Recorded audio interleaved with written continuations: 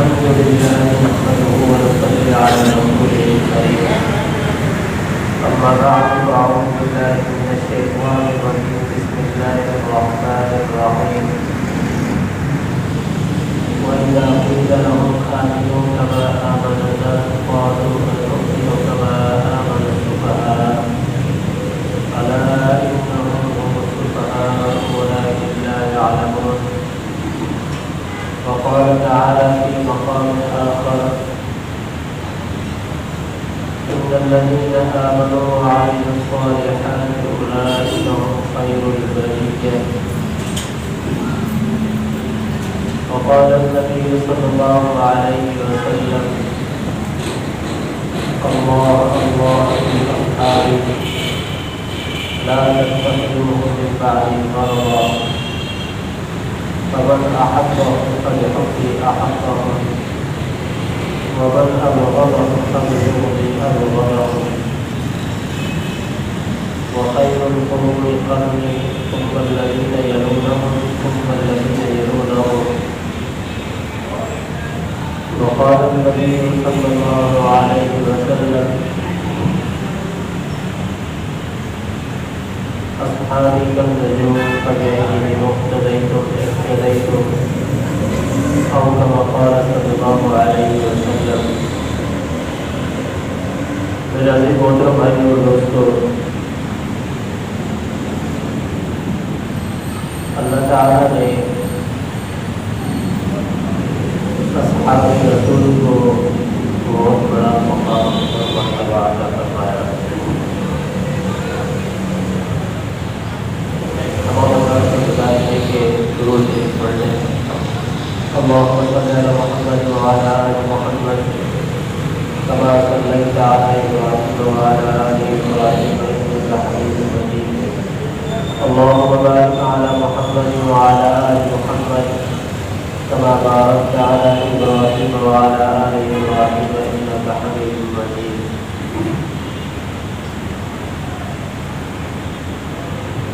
نبی نے قمر کو ستارے صحابہ، نبی نے قمر کو ستارے صحابہ، ہمیں جان دل سے انکار صحابہ. کبھی لشکر کفر و باطل کے آگے نہ سہنے نہ بھاگے نہ ہارے صحابہ. خدا کو نے مقبول ان کی ادائیں، خدا کو نے محبوب سارے صحابہ. میرا بھائی دوستو، اللہ تعالیٰ نے قرآن کے اندر مختلف طبقات کے لوگوں کا تذکرہ فرمایا ہے اور ان میں سے بعض اہل ایمان، بعض اہل نفاق، بعض اہل کفر و شرک، ہر ایک کو اللہ تعالیٰ نے بیان کر کے بعد میں اس کے نتیجے کو بھی بیان فرمایا کہ جو اہل ایمان ہے، اہل اسلام ہے، ان کو اللہ تعالیٰ نے عزت اور تعظیم و تکریم کی سیڑھیوں پر گامزن فرمایا، جبکہ اہل کفر و شرک و باطل و نفاق ان کو اللہ رب العزت نے جہنم کی تاریکیوں کے اندر ڈال دیا اور اللہ رب العزت نے دنیا میں جو کامیابی، کامرانی اور عزت و عظمت کا مزار رکھا ہے وہ اصحاب مصطفیٰ صلی اللہ علیہ وسلم کے زندگی کو اپنانے کے اوپر رکھا ہے. فَإِنْ آمَنُوا بِمِثْلِ مَا آمَنْتُمْ بِهِ فَقَدِ اهْتَدَوْا. اگر تمہارا ایمان اصحاب رسول کے ایمان کی طرح ہوا تو تم ہدایت پا رہو گے. اور اس آیت میں اللہ تعالیٰ نے ایمان کو، جو کہ تمام چیزوں کی بنیاد ہے، عبادات باقیہ بھی ہے، ایمان پہلے ہوتا ہے۔ تو ایمان اگر انسان میں ہے تو اس کی عبادات قابل قبول ہے، لیکن اگر انسان کے اندر ایمان نہیں تو وہ کتنی بڑی عبادت کر لے لیکن اس عبادت کا فائدہ کوئی نہیں، اس عبادت کا اجر و ثواب کوئی نہیں۔ تو ایمان جو جڑ ہے اور جو مین شاخ ہے اس کو اللہ تعالیٰ نے فرمایا کہ یہ صحابہ کی طرح ہونا چاہیے۔ عقیدہ، ایمان، نظریہ وہ صحابہ والا ہونا ضروری ہے۔ اب چونکہ ایمان ایک بنیادی چیز ہے تو باقی چیزیں تو پھر اس کے اوپر ڈپینڈ کرتی ہیں، نماز، روزہ، حج، زکوٰۃ، خیرات، ہمدردی، صلہ رحمی، پتہ رہنی، یہ ساری چیزیں اس کے بعد آتی ہیں۔ بنیادی چیز اللہ تعالیٰ نے ایمان کو بنایا ہے۔ کسی شخص کے اندر اگر ایمان نہیں ہے تو وہ کعبے کے طواف لگانے سے بھی اجر اس کو نہیں ملے گا۔ نمازیں تو پڑھتا رہے گا لیکن ایمان نہیں ہے تو اس کی نمازیں کسی کام کی نہیں۔ وہ روزے کو مسلسل رکھ رہا ہے لیکن دل میں ایمان نہیں ہے تو اس کے روزے کسی کام کے نہیں ہیں۔ وہ زکوٰۃ کے اندر ہزاروں لاکھوں کروڑوں روپے دے رہا ہے، غریبوں مسکینوں کی مدد کر رہا ہے، لیکن دل میں ایمان نہیں ہے تو ان میں سے کوئی چیز اس کے کام آنے والی نہیں ہے۔ لیکن اگر ایمان دل میں ہے تو ایمان کے بعد اگر وہ تھوڑا سا بھی کسی عبادت کے اندر منسلک ہو جاتا ہے، وہ صرف فرائض ادا کر لیتا ہے تو بھی اس کو اجر ملے گا۔ وہ صدقہ خیرات زکوٰۃ کے اندر لاکھوں کروڑوں تو نہیں، وہ صرف جو ہے سینکڑوں میں یا بیسوں میں وہ ادا کرتا ہے تو بھی اس کو اجر و ثواب ضرور ملے گا۔ وہ تقریر روزے نہیں رکھتا، صرف رمضان کے فرض روزے رکھ رہا ہے تو بھی اس کو اجر و ثواب ملے گا۔ وہ جو ہے عمروں پہ عمرے تو نہیں کر رہا لیکن وہ صرف ایک عمرہ کرتا ہے، اس کے ہر ثواب کے اوپر اس کو اجر و ثواب ملتا ہے۔ وجہ اس کی یہ ہے کہ بنیاد یہاں پر ایمان ہے۔ جب ایمان انسان کے اندر پایا جاتا ہے تو ایمان کے بعد تمام عبادات کا اجر و ثواب اس کے اوپر مرتب کیا جائے گا۔ لیکن اگر ایمان نہ ہو تو پھر کسی بھی عبادات کو ان کا اجر ثواب اس کو نہیں ملے گا۔ تو جب بنیادی چیز ایمان ہے، اس ایمان کو اللہ تعالیٰ نے فرمایا کہ یہ ایمان تمہارا اصحاب رسول کی طرح ہونا چاہیے، جیسے صحابہ کا ایمان تھا کہ وہ اللہ کے اوپر یقین رکھتے تھے، وہ اللہ تعالیٰ کو وحدہ لا شریک کر کے تسلیم کیا کرتے تھے، اس کے ذات کے اندر، اس کی صفات کے اندر وہ کسی کو شریک نہیں ٹھہرایا کرتے تھے، وہ ہر ایک چیز کا خالق، رازق، مالک اللہ کو مانا کرتے تھے۔ تو صحابہ رضی اللہ عنہ کی جو ایمان کی کیفیت تھی اس کیفیت تک نہ پہنچنا، لیکن ایمان کے جو لوازمات ہیں ان لوازمات کو اپنانا یہ ہر مسلمان کے لیے، ہر مومن کے لیے ضروری ہے۔ تو اللہ تعالیٰ نے بنیادی چیز ایمان کو صحابہ رضی اللہ عنہ کے طرح ہونا ضروری قرار دیا، اور پھر اللہ تعالیٰ نے قرآن کے اندر بے شمار آیات کے اندر اس چیز کا اظہار فرمایا کہ صحابہ رضی اللہ عنہ اسلام کی، دین کی، ایمان کی بنیاد ہے، اور جو بنیاد ہوتی ہے اس کی بڑی اہمیت ہوتی ہے۔ جب ایک انسان تعمیر کرتا ہے، گھر بناتا ہے، دکان بناتا ہے، بلڈنگ بناتا ہے تو اس کی جو بنیاد ہوتی ہے اس کو زیادہ مضبوط کیا جاتا ہے، اور وہ بنیاد اس بلڈنگ کی ہائٹ کو دیکھ کر کے، اس کی بلندی کو پہلے سے ذہن میں رکھتے ہوئے اس بنیاد کو مضبوط کیا جاتا ہے۔ اگر تو بلڈنگ ایک منزلہ ہے، 2 منزلہ ہے تو اس کی بنیاد اور جڑیں اتنی مضبوط ہوں گی، لیکن اگر منزل 50 منزلہ ہو، عمارت 50 منزلہ ہو، 100 منزلہ ہو، 150 منزلہ ہو تو اس کی جڑیں بھی زیادہ مضبوط ہوتی ہیں، اس کی بنیاد بھی زیادہ مضبوط ہوتی ہے۔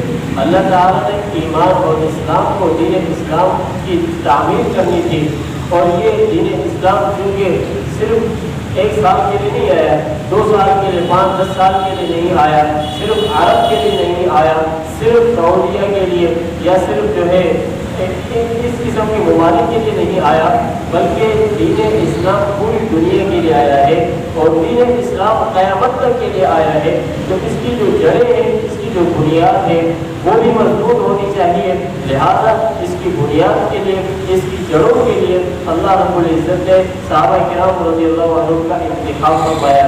جیسے تم بلند و بالا منزل کے لیے لوہے کا انتخاب کرتے ہو، کنکریٹ کا جو ہے انتخاب کرتے ہو، اچھی سیمنٹ کا انتخاب کرتے ہو، اور اچھے انجینئر بلاتے ہو، اور اس کے بعد اس عمارت، اس بلڈنگ کی بنیاد کو رکھا جاتا ہے۔ اللہ رب العزت نے دین اسلام کی بنیاد کو رکھا، تو صحابہ رضی اللہ عنہ کا انتخاب فرمایا، اور صحابہ وہ کہ جنہوں نے اپنی جانوں کو تو قربان کیا، اپنے جو ہے مالوں کو تو قربان کیا، اپنے وطن کو تو چھوڑا، اپنے اہل خانہ کو تو ترک کیا، لیکن ان کی زندگیوں کے اندر اسلام سے کوئی دوری نہیں پائیں گے کہ وہ ہمیشہ اسلام کے ساتھ، ایمان کے ساتھ، دین کے ساتھ، آپ صلی اللہ علیہ وسلم کے ساتھ مل کر کے چلا کرتے تھے کہ اگر جان کو قربان کرنا پڑے تو قربان کر دیں گے، مال کو قربان کرنا پڑے تو کر دیں گے، سب کچھ اگر ترک کرنا پڑے تو کر دیں گے، لیکن آپ علیہ السلام کے ساتھ اور دین اسلام کے ساتھ جو ہمارا تعلق ہے اس کے اندر رتی برابر کی کمی آنے نہیں دیں گے۔ تو یہ صحابہ رضی اللہ عنہ کی زندگی تھی، جس کو اللہ تعالیٰ نے بیان فرمایا، محمد رسول اللہ والذین معه اشداء علی الکفار رحماء بینہم تراہم رکعا سجدا یبتغون فضلا من اللہ ورضوانا سیماہم فی وجوہہم من اثر السجود۔ یہ محمد صلی اللہ علیہ وسلم کے صحابہ جو آپ علیہ السلام کے ساتھ رہتے تھے، والذین معه، وہ لوگ جو آپ علیہ السلام کے ساتھ تھے، ساتھی کو صحابی کہا جاتا ہے، یہ صحابی تھے جو آپ علیہ السلام کے ساتھ تھے، اور ان کی جو صفات تھی رحماء بینہم اشداء علی الکفار، یہ کفر کے مقابلے میں سخت ہے، رحماء بینہم، باہم کی شکل و شکل ہے، رحم دل ہے، باہم تعلقات کو بنانے والے ہیں، تراہم رکعا سجدا، تم ان کو دیکھو گے یہ رکوع کرنے والے ہیں، یہ سجدے کرنے والے ہیں، یہ اپنے رب کی عبادت کرنے والے ہیں، سیماہم فی وجوہہم من اثر السجود، ان کے چہروں پر جو خوبصورتی ہے، جو آثار ہے، جو نشانات ہیں، وہ سجدوں کی کثرت کی وجہ سے ہے، وہ سجدوں کی کثرت کی وجہ سے ہے۔ اپنے چہرے کو داغتے نہیں ہے، اپنی پیشانی کو رگڑتے نہیں ہے، بلکہ سجدوں کی کثرت کی وجہ سے ان کی پیشانیوں پر، ان کے چہروں پر وہ نشانات پائے جاتے ہیں۔ ذالک مثلهم فی التوراۃ ومثلهم فی الانجیل، اللہ تعالیٰ نے فرمایا کہ یہ ان کی مثال صرف قرآن میں نہیں ہے، بلکہ تورات میں بھی ان کی مثالیں ہیں، انجیل میں بھی ان کی مثالیں ہیں۔ كزرع أخرج شطأه فآزره فاستغلظ فاستوى على سوقه، یہ ایک کھیتی کی مثال اللہ رب العزت نے دی کہ کھیتی ہوتی ہے، جب اس کا بیج زمین کے اندر بویا جاتا ہے اور اس کو پانی کیا جاتا ہے، تو زمین کے اندر جب پانی آتا ہے تو وہ دانا بالکل نرم ہو جاتا ہے اور وہ بالکل نازک ہو جاتا ہے، اس میں سے ایک باریک سی کوپل نکلتی ہے، اس کے بعد اس کے اوپر ہوائیں چلتی ہے، اس کے اوپر مختلف قسم کے موسم گزرتے ہیں، اس کے بعد وہ جا کر بڑھتی ہے، پھولتی ہے، ایک پودے کی صورت اختیار کرتی ہے، پودے کے بعد وہ تناور درخت بن جاتی ہے، جب وہ مضبوط ہو جاتا ہے درخت تو وہ درخت ایسا ہو جاتا ہے کہ دوسروں کو سایہ دیتا ہے، اس کو اگر کوئی بندہ وہاں سے ہلانا چاہے تو وہ کبھی اس کو ہلانے کی ہمت نہیں کر سکتا۔ فرمایا کہ صحابہ رضی اللہ عنہ کے ایسے ہی تھے کہ جب دین اسلام کی بنیاد پڑی، آپ علیہ السلام نے دین کی دعوت دی، تو صحابہ رضی اللہ عنہ نے جب دین کو قبول کرنا شروع کیا، اسلام کو قبول کرنا شروع کیا، تو صحابہ اس قوت کی طرح نرم و نازک تھے اور اس وقت وہ کمزور تھے کہ ہر کوئی اٹھ کر کے صحابہ رضی اللہ عنہ کا مذاق بھی اڑا دیا کرتا تھا، کوئی پتھر بھی مار دیا کرتا تھا، کوئی ان کا استہزاء اور تبسم کر لیا کرتا تھا، کوئی ان کو گدے کے اندر گھسیٹ بھی دیا کرتا تھا، کوئی ان کے اوپر آگ کے انگارے بھی برسایا کرتا تھا، کوئی ان کے اوپر کچرا اور مٹی بھی ڈال دیا کرتا تھا، کوئی ان کو دھکیل بھی دیا کرتا تھا۔ لیکن جب دین اسلام اس طرف کی طرح تناور ہوا، مضبوط ہوا، تو یہ دین اسلام جب مضبوط ہوا، صحابہ بھی اس کے ساتھ مضبوط ہوتے چلے گئے۔ پھر جو ہے تاریخ نے وہ منظر دیکھا، پھر چشم فلک نے وہ منظر دیکھا کہ صحابہ اس درخت کی مانند مضبوط ہو کر کے جب نکلے تو 313 بدر پہ جاتے ہیں، تو وہاں پر اللہ تعالیٰ ان کو 1000 کے اوپر جو ہے فلاح اور بہبود اور کامیابی نصیب فرما دیتے ہیں۔ تو میرے عزیز بھائیو اور دوستو، صحابہ رضی اللہ عنہ اللہ رب العزت نے ان کو وہ مضبوطی و قوت اور طاقت عطا فرمائی تھی کہ کبھی دنیا نے ایسے لوگ نہیں دیکھے جنہوں نے کبھی کثرت کی وجہ سے کوئی فتح حاصل نہیں کی، جنہوں نے ہمیشہ اللہ کے اوپر ایمان رکھا اور ایمان کی برکت سے اللہ تعالیٰ نے ان کو فتح حاصل فرمائی۔ اور اللہ رب العزت نے ان حضرات کو وہ جگر عطا فرمایا تھا کہ سامنے لوگ تلواروں، نیزوں، تیروں سے، گھوڑوں سے، ہر قسم کی سہولیات سے لبریز ہیں، لیکن ان کے پاس چند تلواریں ہیں، چند تیریں ہیں، چند نیزے ہیں، ان کے ساتھ یہ ان کے اوپر حملہ ہوتے ہیں۔ ان کے دل کے اندر ایمان تھا، اس ایمان کو لے کر کے وہ میدان کے اندر نکلا کرتے تھے، اور وہ میدان جس میدان کے اندر وہ قدم رکھتے تھے وہ میدان ان کے لیے کامیابی کا میدان بن جایا کرتا تھا۔ اللہ رب العزت نے ان کو وہ مقام نصیب فرمایا تھا۔ اور صرف یہ نہیں کہ جب فتوحات اللہ تعالیٰ نے ان کے لیے عام فرمائی، بلکہ اللہ رب العزت نے ان کی عزت، ان کی عظمت کو قرآن کے اندر بیان فرمایا۔ اور مشرکین کی بات آئی وَإِذَا قِيلَ لَهُمْ آمِنُوا كَمَا آمَنَ النَّاسُ کہ جب ان سے کہا جاتا کہ ایمان لاؤ جیسے یہ صحابہ ایمان لائے ہیں، تو وہ کہتے اَنُؤْمِنُ كَمَا آمَنَ السُّفَهَاءُ کیا ہم ان بیوقوفوں کی طرح نعوذ باللہ ایمان لائیں؟ انہوں نے صحابہ کو بیوقوف کہا کہ ظاہری طور پر تو ان کو کچھ نہیں مل رہا، نہ تو ان کو دولت مل رہی، نہ ان کو زمین مل رہی، نہ ان کو جائیداد مل رہی، نہ ان کو فوج و دفترت مل رہی ہے۔ ظاہری طور پر تو یہ اپنے بات سے بھی ہاتھ دھو رہے ہیں، اپنے تعلق والے رشتے داروں سے بھی یہ دور ہوتے چلے جا رہے ہیں۔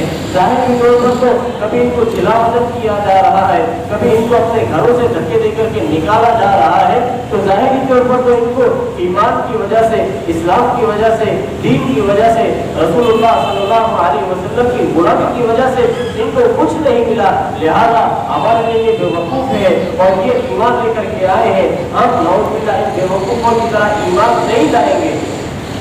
اللہ تعالیٰ نے فرمایا الا انہم هم السفہاء ولکن لا یعلمون، یہ بات یاد رکھیں کہ یہ خود بے وقوف ہے، یہ خود احمق ہے، یہ خود جاہل ہے کہ صحابہ رضی اللہ عنہ کو ان سے بڑھ کر کے دنیا کے اندر کوئی عقل والی ہستی آئی نہیں، کوئی سمجھ بوجھ رکھنے والی ہستی آئی نہیں ہے۔ ولکن لا یعلمون، یہ ان لوگوں کو معلوم نہیں ہے کہ انہوں نے تو اپنے ظاہری شان و شوکت کو دیکھا ہے، لیکن انہوں نے اندرونی جو طاقت اور قوت ہوا کرتی ہے، جو انسان کے اندر ہیبت اور جلال ہوا کرتا ہے، جو ایمان کی بدولت اس کو ملا کرتا ہے، وہ اس چیز سے عاری ہے۔ فارس کی طرف سے ایک شخص آیا، مدینے کے اندر پہنچا، سیدنا فاروق اعظم رضی اللہ تعالیٰ عنہ کا دور خلافت ہے، مدینے کے اندر پہنچا، آ کر کے اس نے معلوم کیا کہ تمہارا حکمران، تمہارا بادشاہ کہاں ہے، این ملککم، تو لوگوں نے بتایا کہ ہمارا ملک، ہمارا بادشاہ نہیں ہوتا، بل امیر ہونا، بلکہ ہمارا امیر ہوتا ہے۔ تو اس نے پوچھا کہ تمہارا امیر کہاں ہے؟ لوگوں نے بتایا کہ وہ مسجد میں ہوگا۔ वहाँ से मस्जिद में जाता है, मस्जिद में जाकर के मालूम किया कि मस्जिद में भी नहीं है। मस्जिद वालों ने बताया कि हमारे जो अमीरुल मोमिनीन है बैतुल माल से एक ऊँट निकला और वो वहाँ से भाग गया। अमीरुल मोमिनीन उस ऊँट को पकड़ने के लिए गए हुए हैं। अमीरुल मोमिनीन 22 लाख मुरब्बा मील जमीन के ऊपर इस्लाम का परचम लहराने वाले और जिसके नाम से केसर मिश्रा रूम फारिस रद उठते थे, इतनी बड़ी हस्ती, इतनी बड़ी शख्सियत, बैतुल माल का ऊँट उसको पकड़ने के लिए, ढूंढने के लिए वो यहाँ से गए हुए हैं। वो शख्स हैरान हो गया। और आजकल तो अगर ऐसी चीज़ आए तो ये नामुमकिन समझी जाएगी कि एक मुल्क का हुक्मरान, बादशाह या वज़ीर आज़म या सदर किसी चीज़ के पीछे उसको ढूंढने के लिए बताते खुद जाए, ये तो एक नामुमकिन सी चीज़ हमें लगती है। लेकिन सहाबा रज़ियल्लाहु अन्हुम का अगर हम दौर देखें तो हमें मालूम होगा कि हुक्मरान किसको कहते हैं। जिसको आवाम अपने लिए मुंतखब करे तो वो आवाम के साथ किस तरह पेश आए। अगर उमर जवान के पास एक शख्स आया, आकर के कहा जी मुझे मेरा हक दिला दें। अगर उमर जवान को कोड़ा मारा और कहा कि ये वक्त तो मेरा हक दिलाने का नहीं है, फैसले करने का वक्त नहीं है, इस वक्त तुम कैसे आ गए? जब फैसले करने का वक्त होता है, हक दिलाने का वक्त होता है, उस वक्त तुम कहाँ थे? उस शख्स ने जब उसको कोड़ा लगा तो वहाँ से वो मायूस होकर के चला गया। सहाबा ने कभी अपने दरवाजों पर दरबार नहीं खड़े किए। कोई आता है बराह रास्त आकर के अमीर से मिल सकता है। एक सहाबी ने अपने लिए दरबार रखे और उसने हफ्ते के अंदर एक दिन रखा कि मैं इस दिन लोगों से मुलाकात नहीं कर पाऊंगा या दरबार नहीं लगा सकूंगा। तीसरे नंबर पर उसने ये रखा कि दिन के टाइम में सिर्फ लोगों की बात करूंगा, रात के टाइम में लोगों की बातें नहीं सुनूंगा। हज़रत उमर रज़ियल्लाहु अन्हु को उसके बारे में बताया गया। हज़रत उमर ने उसको बुलाया और कहा कि तुमने क्या काम शुरू कर दिया कि तुमने अपने दरवाजे पर दरबार खड़े कर दिए। क्या गरीब तुम्हारे पास नहीं आ सकेंगे? तुमने सिर्फ दिन को लोगों के लिए खास कर रखा है। अगर किसी का मसला रात को बढ़ जाता है वो कहाँ जाएगा? तुमने हफ्ते के एक दिन के लिए एक दिन अपने लिए खास मखसूस रखा है जिसके अंदर तुमसे कोई मिल नहीं सकता। ये कौन सा तरीका तुमने जो है अपने लिए शुरू किया, घर के रखा हुआ है? तुम मुसलमानों के अमीर हो, तुम्हें मुसलमानों ने अपना अमीर मुकर्रर किया है, तुम्हें मुसलमानों के लिए नरम गोशा रखना पड़ेगा। वो दिन में आए या रात में आए, वो सुबह में आए या शाम में आए, तुम्हारे दरवाजे पर दरबार नहीं होना चाहिए। वो बड़ा रास्त कभी भी तुमसे मिलने के लिए आए तो मिल सकते हो। तो शख्स ने कहा अमीरुल मोमिनीन जल्दी ना करें, मेरी बात को सुन ले। शायद साहब नबी वक़ास रज़ियल्लाहु अन्हु थे, तो उन्होंने जिन लोगों ने फरियाद की थी, शिकायत की थी, कंप्लेंट की थी, उनको बुलाया और इस सहाबी को उनके सामने बुलाया और कहा कि अभी तुम नंबर वाइज अपने जो एतराज़ात हैं वो बयान करो। उन्होंने कहा कि पहला हमारा एतराज़ ये है कि इन्होंने हफ्ते के अंदर एक दिन अपने लिए मखसूस कर रखा है। एक दिन उन्होंने अपने लिए मखसूस कर रखा है, उस दिन ये किसी से मिलते नहीं है। हज़रत उमर ने पूछा कि हाँ ये क्यों कर रखा है? तो उन्होंने कहा अमीरुल मोमिनीन ये सीक्रेट बात थी, मेरा एक राज था, ये मैं किसी के सामने बयान नहीं कर सकता था, लेकिन चूँकि अभी आवाम का मसला आ गया है लिहाजा मैंने ये बात आपको बतानी है। वजह इसकी ये है कि मेरे पास सिर्फ एक जोड़ा है, मेरे पास सिर्फ एक जोड़ा है जो मैं हफ्ता पहनता हूँ और एक दिन आता है जिस दिन उसको मैं धोता हूँ, धो करके सुखाता हूँ और वो दिन मेरा गुजर जाता है, देर हो जाती है, लिहाजा इस वजह से मैं अपने घर से बाहर नहीं आ सकता। दूसरा सवाल पूछा, दूसरा एतराज। उन्होंने कहा हमारा दूसरा एतराज ये है कि ये दिन में तो निकलते हैं, दिन में तो हमारी बातों को सुनते हैं, लेकिन रात में हमारी बातों को नहीं सुनते। पूछा गया कि इस सवाल का जवाब क्या है? उन्होंने कहा कि अमीरुल मोमिनीन बात ये है कि दिन मैंने मखलूक के लिए जो मुकर्रर किया हुआ है और रात को मैंने खालिक के लिए मुकर्रर किया हुआ है। दिन में मैं लोगों के फैसले करता हूँ, रात को मैं अपने रब के सामने आंसू बहाता हूँ कि अल्लाह मुझसे कोई गलत फैसला तो नहीं हो गया। इसी तरह तीसरी बात के सामने आएगी तो हज़रत उमर रज़ियल्लाहु ताला अन्हु ने उन लोगों को कहा कि ये अमीर तुम्हें जो दिया गया है, इससे दीन की अमीर कोई दुनिया के अंदर नहीं हो सकता, लिहाजा ले जाओ और अल्लाह का शुक्र अदा करो। तो ये मुसलमानों के उमरा हुआ करते थे, अमीर हुआ करते थे। आज ये चीजें हमें एक ख्वाब लगती है और ये एक कहानी लगती है, ये कैसे हो सकता है। हज़रत उमर रज़ियल्लाहु ताला ने कोड़ा मार करके साथी को भेज दिया। बाद में उनको ख्याल है कि ये मैंने क्या कर दिया।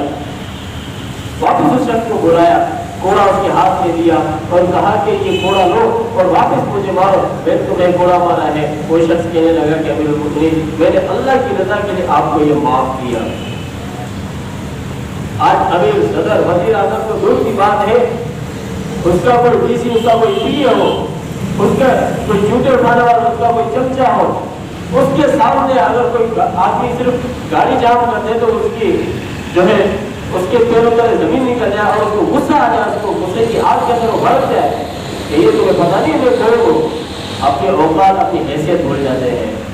लेकिन ये अमीरुल मोमिनीन 22 लाख मुरब्बा मील जमीन के ऊपर इस्लाम का परचम लहराने वाला, लो कोड़ा लो और मुझे मारो, अपना बदला लो, मैंने तुम्हारे साथ गलत किया। शख्स ने कहा कि मैंने अल्लाह की रज़ा के लिए तुम्हें माफ किया है। शख्स चला गया। उसके बाद अपने आप को मलामत करते रहे कि उमर तेरी क्या हैसियत कि तूने उस शख्स को कोड़ा मारा, वो तुझसे फैसला कराने आया और तूने उसको कोड़ा मार दिया। अल्लाह को क्या वो दिखाएगा, तू तो दलील था, अल्लाह ने तुझे इज्जत दी, तू तो जो है तुझे तो ऊँट चराने नहीं आया करते थे, आज लोगों के ऊपर अल्लाह ताला ने तुझे हुक्मरान बनाया है, अमीर बनाया है और लोगों के साथ तू ये रवैया अपना रहा है। तो मेरा ये सहाबा रज़ियल्लाहु की जिंदगी थी। तो जब को पता पड़ा कि अमीरुल मोमिनीन ऊँट चराने के लिए, ऊँट पकड़ने के लिए गए हैं, वो मस्जिद से निकला और जाकर के देखा जंगल के अंदर अमीरुल मोमिनीन अकेले वहाँ पर जो है आराम फरमाए हैं। ऊँट पकड़ करके उन्होंने अपने खातिन को दे दिया, ईंट के जो है ईंट का सहारा लेकर के उस पर अपना सर मुबारक करके एक दरख्त के नीचे आराम फरमा रहे हैं। वो शख्स वहाँ पर जाकर के हैरान हो गया कि शायद अमीर कोई और होगा। उन्होंने अमीरुल मोमिनीन को जगाया और उनसे पूछा कि तुम्हारा अमीर कहाँ है। अमीरुल मोमिनीन हज़रत उमर रज़ियल्लाहु ताला अन्हु ने फरमाया कि अमीर मैं ही हूँ, बताएं आपका आपकी क्या गुजारिशात है, क्या बातें हैं। वो शख्स हैरान रह गया।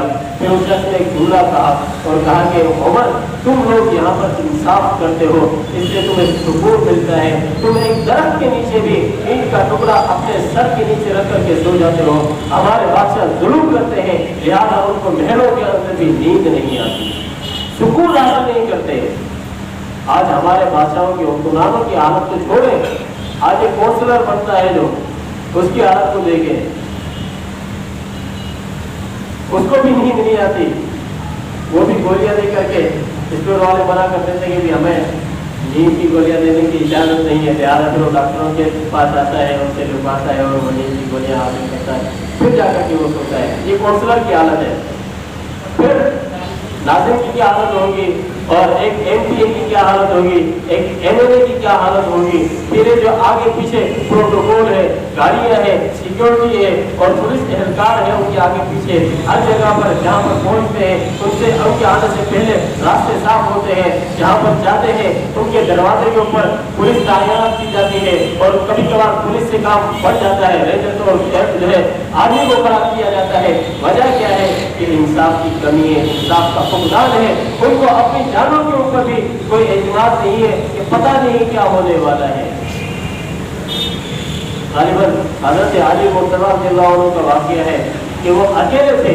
उनसे किसी ने पूछा कि हज़रत आप अकेले हैं, आपने कोई गार्ड नहीं रखा, आपने कोई सिक्योरिटी गार्ड नहीं रखा, आगे पीछे कोई बंदा आपने निगरान या कोई इस किस्म का बंदा नहीं रखा आपने, वजह क्या है। तो उन्होंने कहा कि जो मैं रखूँगा, जिसको मैं रखूँगा, ये मेरी हिफाजत जमीन वालों से करेगा या आसमान वाले से करेगा। उन्होंने कहा कि वो तो आपकी हिफाजत जमीन वालों से करेगा, आसमान वाले से कैसे कर सकता है। تو انہوں نے فرمایا کہ اگر زمین والے سے حفاظت کرنی ہوتی تو وہ میرا رکھ لیتا، لیکن کیونکہ اللہ کی طرف سے حکم چلتا ہے زندگی اور موت کا، تو زمین والے کچھ نہیں کر سکتے، لہٰذا میں نے اس وجہ سے کوئی اپنے پاس سیکورٹی گارڈ نہیں رکھا۔ تو یہ صحابہ رضی اللہ عنہ کی زندگی کی میراثی بھائی ہو، یہ صحابہ رضی اللہ عنہ جب زمینوں کی طرف کسی میدان کے اوپر قدم رکھتے تھے، وہ میدان ان کے قدم چومتا تھا۔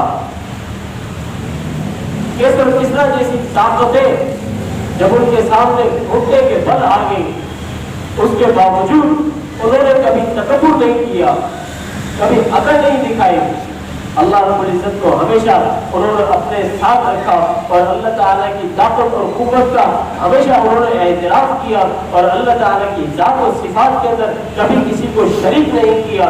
ہمیشہ آپ صلی اللہ علیہ وسلم کی محبت کے ساتھ سرشار ہوا کرتے تھے، اور ہمیشہ انہوں نے دین اسلام کو روک دیا، اور پوری دنیا کے اندر آج اگر اسلام کا پرچم لہرا رہا ہے، آج اگر پوری کائنات کے اندر مسلمان موجود ہے، قرآن اپنی صحیح شکل و صورت کے اندر موجود ہے، اور تمام مساجد کی سمت اگر ایک متعین ہے تو یہ صحابہ رضی اللہ عنہ کی قربانیوں کا نتیجہ ہے۔ صحابہ رضی اللہ عنہ نے پوری دنیا کے اندر فوجیں دوڑائی، اور ہر جگہ ہر میدان کے اندر، آج پاکستان کے اندر ان کی جو قبور ملتی ہیں، ہمیں سکر میں چلے جائیں، پنجگور کے اندر چلے جائیں، پشاور کے اندر چلے جائیں، کئی علاقے ایسے ہیں جہاں پر صحابہ رضی اللہ عنہ کی قبریں ہیں۔ انہوں نے میرا بھائیوں اپنا سب کچھ اس دین کے لیے، اسلام کے لیے قربان کیا۔ انہوں نے اپنے ماں باپ کو چھوڑا، اپنے اہل و عزیز اقارب کو چھوڑا، اپنے رشتہ داروں کو چھوڑا، اپنی زمین و جائیداد کو چھوڑا، اپنے تمام کے تمام اہل خانہ کو چھوڑا۔ آج ہمارے لیے ایک دن کے لیے اپنے گھر سے نکلنا مشکل ہو جاتا ہے، دن تو دور کی بات ہے، آج اگر کوئی انسان نماز پڑھنے کی کوشش کرے، نماز پڑھنا اس کے لیے مشکل ہو جاتا ہے، کہ وہ 10-15 منٹ کے لیے کاروبار کو چھوڑنا اس کے لیے مشکل ہو جاتا ہے، اہل خانہ کو چھوڑنا اس کے لیے مشکل ہو جاتا ہے۔ قربان جاؤں صحابہ رضی اللہ عنہ کی زندگیوں پر کہ جنہوں نے اپنی پوری زندگی اللہ کے لیے لگا دی، اور انہوں نے اپنا دن اور رات اللہ کے لیے قربان کر دیا، اپنی جائیداد، اپنا مال و دولت سب کچھ اللہ کے لیے قربان کر دیا۔ کتنے صحابہ ایسے ہیں کہ جو ایمان لانے سے پہلے تو بڑے مالدار تھے اور بہت کچھ ان کے پاس تھا، لیکن جب وہ ایمان لائے، ایمان کی دولت سے وہ سرشار ہوئے، تو اس کے بعد انہوں نے سب کچھ اللہ کے راستے میں قربان کر دیا۔ تو میرے عزیز بھائیو دوستو، یہ وطن، یہ ملک صحابہ رضی اللہ عنہ کی برکت سے ہمیں ملا ہے، اور یہ دین ہمیں صحابہ رضی اللہ عنہ کی برکت سے ملا ہے۔ لہذا صحابہ رضی اللہ عنہ کی زندگیوں کو سمجھنا، ان کے اوپر عمل کرنا، ان زندگیوں کو پڑھنا، اور ان زندگیوں کو اپنے بچوں تک پہنچانا۔ آج جو ہمارے اندر گمراہیاں پھیلی ہوئی ہیں، اس کی بنیادی وجہ یہ ہے کہ ہم نے اپنے دین کی تاریخ کو بھلا دیا۔ صحابہ رضی اللہ عنہ کا کسی کو پتہ ہی کوئی نہیں، یہاں تک کہ اکابر صحابہ رضی اللہ عنہ کے بارے میں بھی، ان کی سوانح حیات کے بارے میں ان کو پتہ نہیں۔ آج لوگ امریکہ کی اور اس قسم کے جو یورپین ممالک ہیں، ان کی تعریفیں کرتے ہیں کہ وہاں پر قوانین ایسے ہیں، وہاں پر اصول ایسے ہیں، وہاں پر سیکورٹی ایسی ہے، وہاں پر لوگ اس طریقے سے منظم ہو کر کے چلتے ہیں۔ یہ اس لیے ان کے دل دادا ہے کہ ان کے سامنے صحابہ کی زندگی نہیں ہے۔ اگر صحابہ کی زندگی آ جائے اس کے سامنے تو پھر اس کو پتہ پڑے گا کہ اصل نظام کیا ہوتا ہے، اصل ملک کو چلانے کا طریقہ کیا ہوتا ہے۔ تو وہ کب آئے گی جب ہم صحابہ رضی اللہ عنہ کی زندگی کو پڑھیں گے اور ان کے واقعات کو سنیں گے اور سنائیں گے۔ اللہ تعالیٰ سے دعا ہے اللہ تعالیٰ ہمیں حضرات صحابہ کرام رضی اللہ عنہ کی زندگی کو سمجھنے کی اور ان کے طرز عمل پر عمل کرنے کی توفیق عطا فرمائے۔